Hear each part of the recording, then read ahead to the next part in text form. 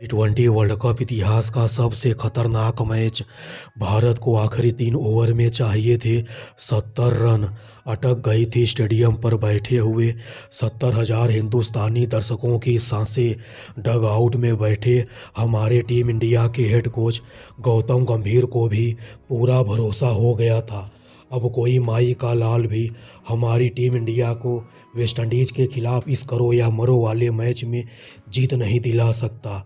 मगर दोस्तों, आखिर के 18 गेंदों पर हार्दिक पांड्या और तिलक वर्मा आग का गोला बनाकर इतने सारे लंबे लंबे छक्कों का बवंडर खड़ा करते हैं कि 99% हारे हुए मैच में हिंदुस्तान की टीम को जीत दिला देते हैं और टीम इंडिया को सेमीफाइनल में भी पहुंचा देते हैं। दोस्तों, कल कोलकाता के ऐतिहासिक ईडन गार्डन स्टेडियम पर सुपर 8 में भारत और वेस्टइंडीज़ के बीच एक रोमांचक महामुकाबला देखने को मिला। दोस्तों, भारत और वेस्टइंडीज़ के बीच खेला गया यह महामुकाबला टी20 इतिहास का सबसे घातक मैच साबित होता है। इस मैच में दोनों टीम एक दूसरे को कांटे का टक्कर देती हैं। पहले वेस्टइंडीज़ के बल्लेबाजों ने इस महामुकाबले में हिंदुस्तान के सभी गेंदबाजों के जमकर परखच्चे उड़ाते हैं और 20 ओवर में 4 विकेट के नुकसान पर 242 रनों का पहाड़ जैसा टारगेट खड़ा कर देते हैं। वेस्टइंडीज़ की तरफ से सबसे ज़्यादा सिमरन हिटमायर 85 रनों की तूफानी पारी खेले थे और कप्तान साई होप भी सिर्फ 25 गेंद पर 75 रनों की शानदार पारी खेले थे और आखिर के कुछ ओवर में आकर रोमारियो शेफर्ड भी 300 की तूफानी स्ट्राइक रेट से बल्लेबाजी किए थे और वेस्टइंडीज़ को एक विशाल टारगेट तक पहुंचा दिए थे।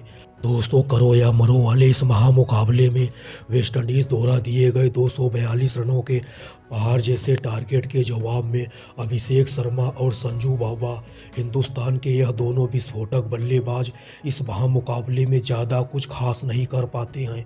युवराज का यह चेला अभिषेक शर्मा सिर्फ 25 रन बनाकर आउट हो गया था और संजू बाबा भी समर जोसफ की एक गेंद पर क्लीन बोल्ड हो गए थे।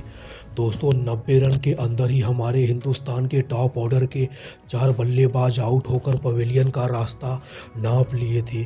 बिहारी बाबू ईशान किशन भी इस मैच में हिंदुस्तान के दर्शकों के साथ गद्दारी करने का काम करते हैं और ईशान किशन भी सिर्फ 18 रन बनाकर आउट हो गए थे।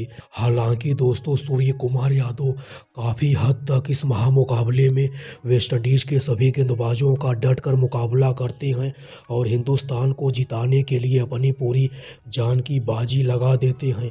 मगर दोस्तों, सूर्य कुमार यादव भी ज़्यादा तेज बल्लेबाजी करने के प्रयास में 60 रनों की तूफानी पारी खेलकर वेस्टइंडीज़ के ऑलराउंडर रोमारियो शेफर्ड का शिकार हो गए थे।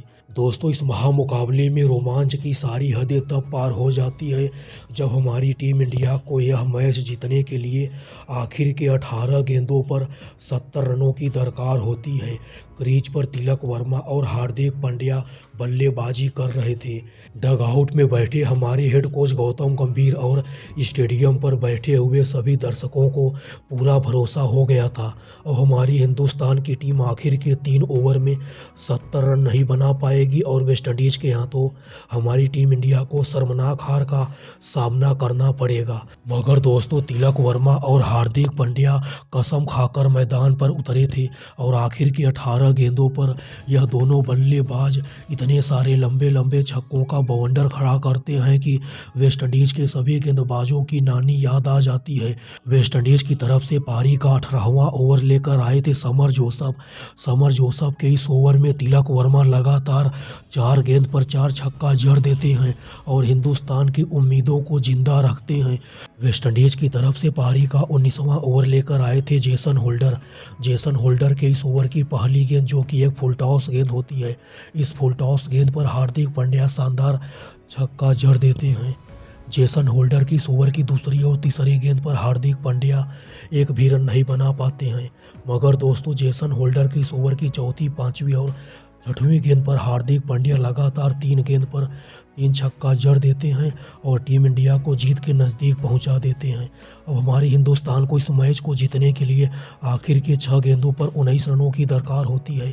वेस्ट इंडीज की तरफ से पारी का आखिरी ओवर रोमारियो सेफर्ड लेकर आए थे और आखिरी ओवर में तिलक वर्मा और हार्दिक पांड्या अपनी शानदार बल्लेबाजी से भारत को यह महामुकाबला जिता देते हैं और टीम इंडिया सेमीफाइनल में भी पहुंच जाती है।